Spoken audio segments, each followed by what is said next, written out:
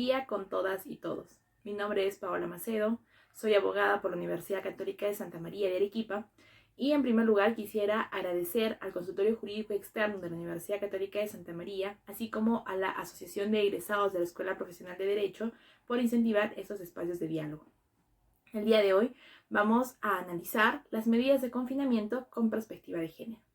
¿Y esto por qué? Porque en los últimos meses hemos sido testigos cómo es que la mayoría de países a nivel mundial han adoptado estas medidas de confinamiento para evitar que sus sistemas de salud colapsen.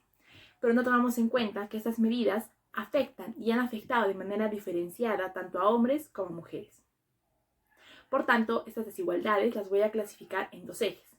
El primero referido a la violencia intrafamiliar, que va a ser analizado, si bien bajo el caso peruano, también lo vamos a comparar con otros países y también vamos a analizar el fenómeno de la sexualización del trabajo.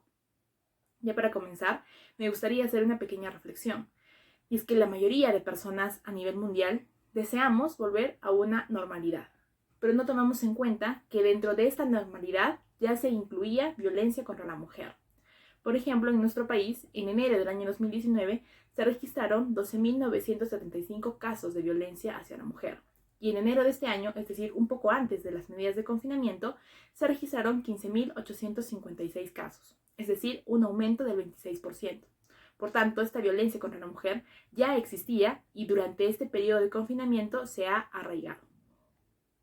Por ejemplo, en nuestro país, el 16 de marzo, entramos a través del Decreto Supremo 044 en un estado de emergencia. Esto que implicaba que las personas podían circular únicamente para acceder a servicios esenciales, como por ejemplo abastecimiento en supermercados, servicios bancarios, servicios médicos, entre otros. Pero no se consideraba como un servicio esencial la atención de la violencia contra la mujer. ¿Y por qué era esto importante? Porque si bien durante todo este periodo de confinamiento el chat 100 y la línea 100 han estado operando todo el tiempo 24 horas, en estos casos de violencia, por la afectación psicológica que se genera hacia la víctima, es necesario que se cree un ambiente de empatía y de confianza. Es decir, que se trate directamente con un abogado o con una abogada, y por ello era la importancia de la atención de los centros de emergencia mujer. Además de la base legal que se les otorga a las personas que denuncian violencia, también se les otorga un acompañamiento emocional. En nuestro país, del 16 de marzo que se declaró el estado de emergencia hasta el 27 de abril, aparentemente los casos de violencia habían disminuido. Pero esto no era cierto. Lo que pasaba era que las mujeres no teníamos un mecanismo para poder hacer valer nuestros derechos, porque no teníamos, como les venía mencionando, la atención como un servicio esencial. Es así que el 27 de abril, a través del Decreto Supremo 1470, se otorga mayor celeridad al otorgamiento de las medidas de protección, pero no se declara como un servicio esencial. Y aquí me gustaría compararlo con lo que sucede en Colombia y en Chile.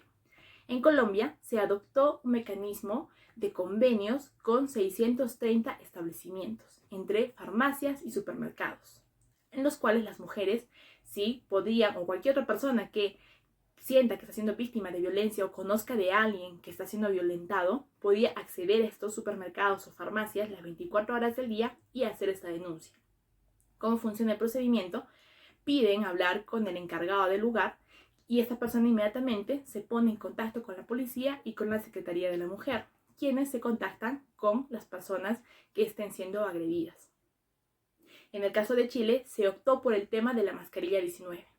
¿Cómo funcionaba este sistema? Las personas que también consideren que están siendo víctimas de violencia se podrían aproximar a una farmacia y pedir la mascarilla 19, siendo esta una clave para la denuncia.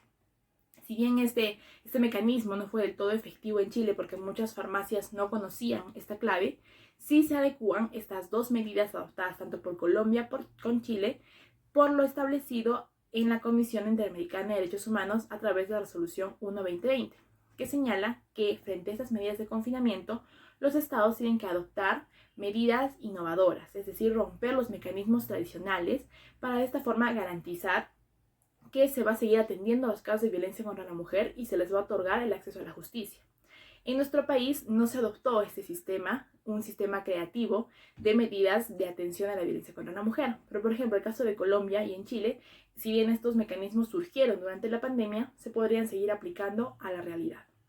También es importante señalar que durante este periodo de confinamiento ha habido un fenómeno que se denomina la sexualización del trabajo, que ha sido arraigado. Este fenómeno ya existe, pero durante este confinamiento se ha arraigado aún más.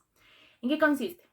Que con base a los roles de género se cree que hay trabajos que son apropiados para cada sexo. Por ejemplo, en el caso de las mujeres, con base al rol reproductivo, se considera que hay trabajos que únicamente corresponden a las mujeres y que el único fin de la mujer en la sociedad es satisfacer a su familia. Por ello es que frente a estas medidas de confinamiento, tanto el trabajo productivo como el trabajo con los hijos e hijas, sus tareas escolares y el cuidado del hogar, estas tres tareas han recaído mayoritariamente en las mujeres. Y si a esto le sumamos la falta de soporte emocional que le otorga el empleador a sus trabajadores en el trabajo remoto, imagínense la carga desproporcionada que están enfrentando las mujeres. No solo ello, sino también que durante este periodo de confinamiento se ha informado que mayoritariamente son las mujeres quienes han desobedecido, han desacatado este estado de emergencia. Y esto es cierto. ¿Pero por qué se da esto? Porque las mujeres mayoritariamente, conforme informa la OIT, pertenecen a la informalidad. Por ejemplo, en todo el mundo se registra que las mujeres pertenecen a la mano de obra formal en un 53%, a comparación del 84% de los hombres. Es decir, frente a esta informalidad es que las mujeres se veían obligadas a desacatar este confinamiento y salir a trabajar. ¿Y por qué se da esto? Porque en su mayoría son las mujeres quienes se encargan del cuidado del hogar y quienes se encargan del cuidado de sus hijos e hijas. Son ellas quienes son el sostén del hogar. Por tanto, tienen que verse en la necesidad de buscar trabajos a medio tiempo que no son bien remunerados e incluso caen en la explotación. Y esto está generando otro fenómeno que se denomina la feminización de la pobreza. También es importante que empecemos a hablar de seguridad social con enfoque de género. ¿Por qué? Porque durante este periodo también hemos visto que muchas mujeres, adultas mayores, pese a su condición de vulnerabilidad por cuestiones de edad, han salido a trabajar. ¿Y por qué se da esto? Porque durante toda su vida, con base justamente a los roles de género que les vengo mencionando, se encargaron del cuidado del hogar.